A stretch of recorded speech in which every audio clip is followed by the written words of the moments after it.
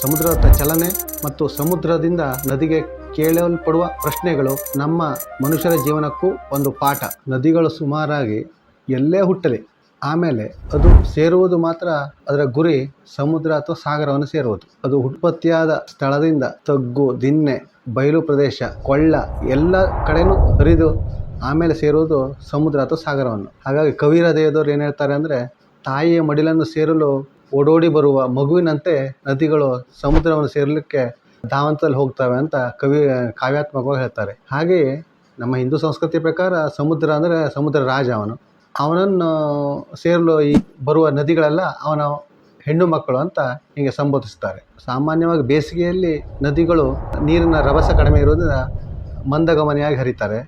ಮಳೆಗಾಲದಲ್ಲಿ ನೀರಿನ ರಭಸ ಹೆಚ್ಚಿರುವುದರಿಂದ ಮಳೆಯ ನೀರು ಅದಕ್ಕೆ ಕುಡಿ ಸಹಾಯ ಮಾಡುತ್ತದೆ. ಹಾಗಾಗಿ ರಭಸವಾಗಿ ಹರಿದು ಸಮುದ್ರವನ್ನು ಸೇರ್ತದೆ. ಒಮ್ಮೆ ಸಮುದ್ರ ರಾಜ ನದಿಗಳ ಹತ್ರ ಕೇಳ್ತಾನೆ, ನದಿಗಳೇ, ನೀವು ಬರುವಾಗ ದೊಡ್ಡ ದೊಡ್ಡ ಮರದ ದಿಮ್ಮೆ ಅಥವಾ ಇಡೀ ದೊಡ್ಡ ಬೃಹತ್ ಗಾತ್ರದ ಮರಗಳು, ವಜ್ರಕ್ಕಿಂತ ಕಠಿಣವಾದ ಕಾಂಡವನ್ನು ಹೊಂದಿರುವ ಮರಗಳನ್ನು ಬುಡ ಸಮೇತ ಕಿತ್ತುಕೊಂಡು ತಗೊಬಂದು ನನ್ನ ಒಡೆಯಲು ಸೇರಿಸ್ತೀರಿ. ಆದರೆ ನಾನು ಬಹುತೇಕ ನೋಡ್ತಾ ಇರ್ತೇನೆ ನಿಮ್ಮ ಚಲನವಲನಗಳನ್ನು. ಯಾವತ್ತೂ ನೀವು ಬಿದಿರನ್ನು ಮಾತ್ರ ತಂದದ್ದಿಲ್ಲ, ಬಿದಿರು ಮರವನ್ನು ಮಾತ್ರ ತಂದದ್ದಿಲ್ಲ. ಎಂತೆಂಥ ಮರವನ್ನೆಲ್ಲ ತರ್ತೀರಿ, ನನ್ನ ಒಡೆಯಲಿಗೆ ಸೇರಿಸ್ತೀರಿ ನಿಮ್ಮ ಪ್ರಚಂಡ ಶಕ್ತಿಯಲ್ಲಿ ಹೇಳಿ ನದಿಗಳನ್ನು ಕೇಳ್ತಾನೆ ಸಮುದ್ರ ರಾಜ. ಆವಾಗ ಗಂಗೆ, ನದಿಗಳಲ್ಲೇ ಶ್ರೇಷ್ಠಳು, ಗಂಗೆ ಬಂದು ಕೈ ಮುಗಿದು, ತಂದೆ, ನಾವು ಬರುವಾಗ ನಮ್ಮ ರಭಸಕ್ಕೆ ಎದುರಾಗಿ ಬಲಿಷ್ಠವಾಗಿ ನಿಲ್ತಾ ಇದೆ ದೊಡ್ಡ ದೊಡ್ಡ ಮರಗಳು, ಅವರ ಅಹಂಕಾರ. ಅದಕ್ಕಾಗಿ ಅವ್ರನ್ನ ನಮ್ಮ ರಭಸದಲ್ಲಿ ಅವ್ರನ್ನ ಕಿತ್ತು ತಂದು ನಿನ್ನ ಒಡಲೆ ಸೇರ್ತೇವೆ. ಆದರೆ ಬಿದಿರು ಮಾತ್ರ ನಾವು ಬಂದ ತಕ್ಷಣ ತಲೆಬಾಗ್ತವೆ, ಬಾಗಿ ಅದು ನಿಲ್ತವೆ. ಆವಾಗ ನಮಗೆ ಅದರ ಮೇಲೆ ಒಂದು ಮೋಹ ಬರ್ತದೆ, ಅದರ ಮೇಲೆ ಒಂದು ಕಾರುಣ್ಯ ಬರ್ತದೆ. ನಾವು ಅದನ್ನು ಕಿತ್ತು ತರುವುದಿಲ್ಲ, ಅದನ್ನು ಹಾಗೆ ಬಿಟ್ಟು ಹರಿತೇವೆ ಹೇಳಿ ಹೇಳ್ತದೆ. ಈ ನದಿಯ ಉತ್ತರ ಮತ್ತು ಸಮುದ್ರ ರಾಜನ ಪ್ರಶ್ನೆ, ಇದೆರಡು ನಮಗೆ ಅಂದರೆ ಅಬಾಲ ವೃದ್ಧರಿಗೆ ಒಂದು ಮಾರ್ಗಸೂಚಿ, ಒಂದು ಮೆಸೇಜ್, ಒಂದು ಜೀವನ ಪಾಠ. ಯಾಕಂದರೆ ಅವರು ವಿದ್ಯಾರ್ಥಿಗಳಾಗಿದ್ದಾಗ ಗುರು ಹಿರಿಯರಿಗೆ, ಅವರ ಮಾರ್ಗದರ್ಶಕರಿಗೆ, ತಂದೆ ತಾಯಿಯರಿಗೆ, ಅವ್ರ ಕುಟುಂಬದ ಹಿರಿಯರು ಯಾರಾದರೂ, ಸಮಾಜದ ಹಿರಿಯರು ಅವರ ಮುಂದೆ ತಲೆಬಾಗಿ ಕೈ ಮುಗಿದಾಗ ಅವರ ಮೇಲೆ ಅವರು ಕೃಪಾಶೀರ್ವಾದ ಬೀರ್ತವೆ.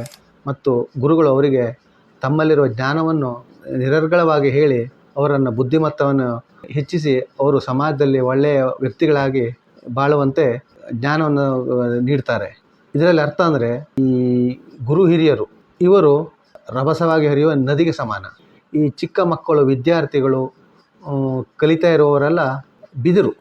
ಅಂದರೆ ಬಿದಿರು ಹೇಗೆ ನದಿಯ ಎದುರು ತನ್ನ ಅಹಂಕಾರವನ್ನು ಬಿಟ್ಟು ಬಾಗ್ತದೆಯೋ, ಹಾಗೆ ಈ ವಿದ್ಯಾರ್ಥಿಗಳು ಗುರುಗಳ ಹತ್ರ ಬಾಗಿ ಅವರಿಗೆ ನಮಿಸಿ ಜ್ಞಾನವನ್ನು ಸ್ವೀಕರಿಸಬೇಕು, ಬೇಡಬೇಕು. ಆವಾಗ ಇವರಿಗೆ ಜ್ಞಾನ ಸಿಗ್ತದೆ.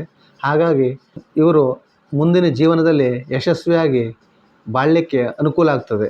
ಈ ಬುಡ ಸಮೇತ ಕಿತ್ತ ಮರದ ಹಾಗೆ ಆಗೋದಿಲ್ಲ ಇವರ ಜೀವನ. ಬಿದಿರು ಹಾಗೆ ನದಿಯ ಪ್ರವಾಹ ಕಡಿಮೆ ಆದ್ಕೊಂಡು ಬಿದಿರು ಮತ್ತೆ ಎದ್ದು ತನ್ನ ಜೀವನ ನಡೆಸಿದಂತೆ ಇವರು ತಮ್ಮ ಉಜ್ವಲವಾದ ಜೀವನವನ್ನು ನಿರೂಪಿಸಿಕೊಳ್ಳಿಕ್ಕಾಗ್ತದೆ. ಹಾಗೆಯೇ ಯುವಕರು ಅಥವಾ ನಾಗರಿಕರು ಅಥವಾ ಹಿರಿಯರು, ಈ ನಮ್ಮಂಥವರು, ನಮಗೂ ಇದೊಂದು ಪಾಠ. ಏನಂದರೆ, ನಮ್ಮಂಥ ಯುವಕರಿಗೆ, ಈ ಗೃಹಸ್ಥರಿಗೆ ಈ ದೇಶ ದುಡಿಲಿಕ್ಕೆ ಹಲವು ಕೆಲಸಗಳನ್ನು ಕೊಟ್ಟಿದೆ. ಪ್ರಾಮಾಣಿಕವಾಗಿ ದುಡಿದು ನಮ್ಮ ದೇಶದ ಕಾನೂನಿನ ಅಡಿಯಲ್ಲಿ ದುಡಿದು ಜೀವನ ಮಾಡಲಿಕ್ಕೆ ಬೇಕಷ್ಟು ಅವಕಾಶವಿದೆ. ಕೃಷಿ ಮಾಡಬಹುದು, ಸಾಫ್ಟ್ವೇರ್ ಇಂಜಿನಿಯರ್ ಆಗ್ಬೋದು, ಮೆಡಿಕಲ್ ಮಾಡಬಹುದು, ವ್ಯಾಪಾರಿಗಳಾಗ್ಬೋದು, ಕೂಲಿ ಮಾಡಬಹುದು, ಅಥವಾ ಈ ದಲ್ಲಾಳಿಗಳಾಗ್ಬೋದು. ಏನಾದರೂ ಆಗಿ ನಮ್ಮ ಸ್ವಂತ ಉದ್ಯೋಗ ಮಾಡಿ ಜೀವನ ಮಾಡಲಿಕ್ಕೆ ನಮ್ಮ ಸರ್ಕಾರ ಅಥವಾ ನಮ್ಮ ದೇಶ ಕಾನೂನಲ್ಲಿ ಅವಕಾಶ ಕೊಟ್ಟது. ಆದರೆ ಇದನ್ನು ನಾವು ಬಳಸ್ಕೊಂಡು ನಮ್ಮ ಜೀವನವನ್ನು ನಿರೂಪಿಸ್ಕೊಳ್ಬೇಕು, ನಾವು ಜೀವನ ಮಾಡಬೇಕು. ಹಾಗಂತ ಕಾನೂನು ಮೀರಿದ ಉದ್ಯೋಗಗಳು ಉಂಟು. ಕಳ್ಳತನ, ದರೋಡೆ, ಕೊಲೆ, ಅತ್ಯಾಚಾರ, ಮೇರೆಗೆ ಮೋಸ ಮಾಡುವುದು, ಸ್ಮಗ್ಲಿಂಗು, ಇಂಥದ್ದೆಲ್ಲ ಇದು ಕಾನೂನು ವಿರುದ್ಧ. ಇಂಥ ಉದ್ಯೋಗವನ್ನು ಯಾರು ಆಶ್ರಯಿಸಿದರೆ ನಮ್ಮ ದೇಶದ ಕಾನೂನು ಎಂದಿಗೂ ಆ ವ್ಯಕ್ತಿಯನ್ನು ಬಿಡುವುದಿಲ್ಲ. ಒಂದಲ್ಲ ಒಂದು ದಿನ ಅವನ ಕೈಕೊಳ ತೊಡಿಸಿ ಅವನನ್ನು ಕಾರಾಗೃಹಕ್ಕೆ ಕಳಿಸ್ತದೆ ಬಿಟ್ಟರೆ ಅವನಿಗೆ ನೆಮ್ಮದಿಯಿಂದ ಜೀವನ ಮಾಡಲಿಕ್ಕೆ ಕೊಡುವುದಿಲ್ಲ. ಇದರಲ್ಲಿ ಈ ರಭಸವಾಗಿ ಹರಿಯುವ ನದಿ ನಮ್ಮ ದೇಶ ಕಾನೂನು. ನಾವು ದುಡಿದು ತಿನ್ನುವ ಜನ, ನಾಗರಿಕರು ಬಿದಿರಾಗಬೇಕು. ಯಾಕೆಂದರೆ ಬಿದಿರು ಅಥವಾ ಬೆತ್ತ ತಲೆಬಾಗ್ತವೆ. ಹಾಗೆ ನಾವು ನಮ್ಮ ಕಾನೂನಿಗೆ ನಮ್ಮ ದೇಶದ ಕಾನೂನಿಗೆ ತಲೆಬಾಗಿ ನಾವು ಜೀವನ ಮಾಡಿದ್ರೆ ನಾವು ಸುಖವಾಗಿ ಜೀವನ ನಡೆಸ್ಬೋದು, ಸಮಾಜದಲ್ಲಿ ಹೆಸರನ್ನು ಗಳಿಸಬಹುದು, ಭೀತಿಯಿಂದ ಬದುಕಬಹುದು. ಹಾಗೆಂದು ಈ ದೊಡ್ಡ ದೊಡ್ಡ ಮರದ ದಿಮ್ಮೆಗಳು ಅಹಂಕಾರದಿಂದ ಎದೆ ಸೆಟೆದು ನದಿಯ ಎದುರು ನಿಂತ ಹಾಗೆ ನಮ್ಮ ಕಾನೂನು ಏನು ಮಾಡ್ತದೆ, ನಮಗೆ ಅದು ತೊಂದರೆ ಏನೂ ಕೊಡೋದಿಲ್ಲ, ನಾವು ಹಣ ಗಳಿಸ್ಬೋದು, ಯಾರು ನಮಗೆ ಏನು ಕ್ಯಾರು ಅಂತ ನಮ್ಮ ಒಣ ಅಹಂಕಾರ ಈ ಮರದ ದಿಮ್ಮೆ ಹಾಗೆ ಒಣ ಅಹಂಕಾರವನ್ನು ಮಾಡಿದರೆ ರಭಸವಾಗಿ ಹರಿಯುವ ನದಿಯಂತೆ ನಮ್ಮ ದೇಶದ ಕಾನೂನು ನಮ್ಮನ್ನು ಕಾರಾಗೃಹಕ್ಕೆ ಕಳಿಸ್ತದೆ. ಹೀಗಾಗಿ ನಾವು ನಮ್ಮ ಜೀವನ ಅಥವಾ ನಮ್ಮ ಉದ್ಯೋಗವನ್ನು ಬಿದಿರು ಅಥವಾ ಬೆತ್ತದಂತೆ ತಲೆಬಾಗಿ ದೇಶಕ್ಕೆ ನಮಿಸಿ ದೇಶ ಕಾನೂನಿಗೆ ಗೌರವ ಕೊಟ್ಟು ಜೀವನವನ್ನು ನಡೆಸಬೇಕು ಹೇಳುತ್ತೇನೆ. ನಮಸ್ಕಾರ.